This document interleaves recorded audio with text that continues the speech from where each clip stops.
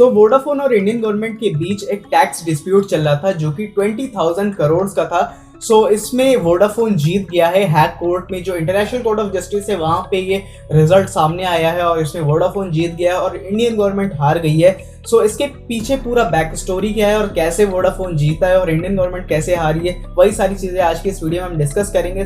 Let's get started without any delay. जो हैग court है उन्होंने अपने डिसीजन में कहा है कि जो इंडियन टैक्स डिपार्टमेंट है वो निष्पक्षता और बराबरी से काम नहीं कर रहा था, मतलब न्यूट्रल होकर काम नहीं कर रहा था और वो बायस तरीके से जजमेंट अपनी दे रहा था। और कोर्ट ने ये भी कहा है कि जो वोडाफोन पे जो ये जबरदस्ती का टैक्स थोपा जा रहा था, इससे इंडिया और नीदरलैंड का जो ट्रेड एग्रीमेंट है उसका भी एक उल्लंघन है। 2016 के अंदर इंडियन गवर्नमेंट और वोडाफोन के बीच में क्लैश हुआ था और इसके बाद वोडाफोन जो था सीधे आईसीजे पहुंच गया था, मतलब इंटरनेशनल कोर्ट ऑफ जस्टिस पहुंच गया था और उन्होंने कहा था कि हमें भैया इसका एक सॉल्यूशन चाहिए। इसके पीछे पूरी स्टोरी क्या है वो हम डिस्कस करते हैं। 2007 के अंदर वोडाफोन ने हैचिसन ग्रुप ऑफ मोबाइल बिजनेसेस में से हैचिसन एसआर में 67% के शेयर खरीद लिए और वोडाफोन ने ये हिस्सेदारी नीदरलैंड और कैमरून में जो उनके आइलैंड से वहां पे जो बेस्ड कंपनीज है उनके बेस पे ये कंपनी खरीदी। इस पर क्या हुआ कि इंडियन गवर्नमेंट ने कहा कि हमें कैपिटल गेन टैक्स जो होता है वो चाहिए इस पे।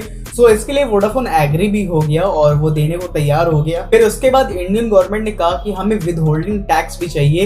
विद होल्डिंग टैक्स एक टीडीएस होता है, नागरिकों के ऊपर काटा जाता है। 2012 में सुप्रीम कोर्ट ने वोडाफोन को बिल्कुल सही कहा था। स्टेटमेंट में कहा था कि वोडाफोन ने इनकम टैक्स एक्ट जो है 1961 का उसको बिल्कुल ठीक तरीके से समझा है और 2007 में जो डील हुई थी उस पर टैक्स लगने की कोई भी पॉसिबिलिटी नहीं है, उस पर टैक्स नहीं लगाया जा सकता है। सुप्रीम कोर्ट के इस जजमेंट के पीछे रीजन एक्चुअल में ये था कि 2012 के अंदर फाइनेंस एक्ट आया था जिसमें रेट्रोस्पेक्टिव टैक्स जो है उसको इम्प्लीमेंट किया गया। रेट्रोस्पेक्टिव टैक्स ये होता है कि जो पुरानी डील्स होती है उस पे गवर्नमेंट टैक्स लगा सकता है, ये मतलब ये जो एक्ट है ये कहता है।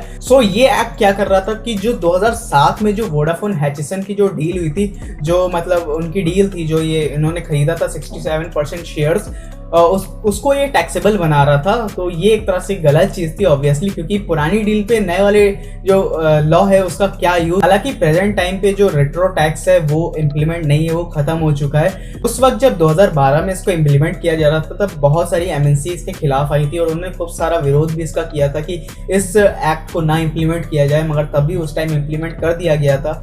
रेट्रो टैक्स जो है उसके लगने के बाद जनवरी 2013 के अंदर वोडाफोन के ऊपर 14,200 करोड़ का टैक्स लगाया गया था। इसमें प्रिंसिपल और इंटरेस्ट था बट उसमें पेनल्टी को इंक्लूड नहीं किया गया था। उसके बाद फरवरी 2016 को वोडाफोन के ऊपर एकदम से नोटिस आ गया और उनसे कहा गया कि आप 22,100 करोड़ जो टैक्स है वो पे करो विद पेनल्टी इसमें इंक्लूड थी। पहले क्या था 2013 में कि पेनल्टी इंक्लूड नहीं थी, बट इस बार उन्होंने कहा कि आप पेनल्टी भी दीजिए। और इंडियन टैक्स डिपार्टमेंट ने ये कहा कि अगर आप जो टैक्स है उसको पे नहीं करते हो तब वोडाफोन की जो इंडिया के अंदर प्रॉपर्टी है उसको हम जब्त कर लेंगे।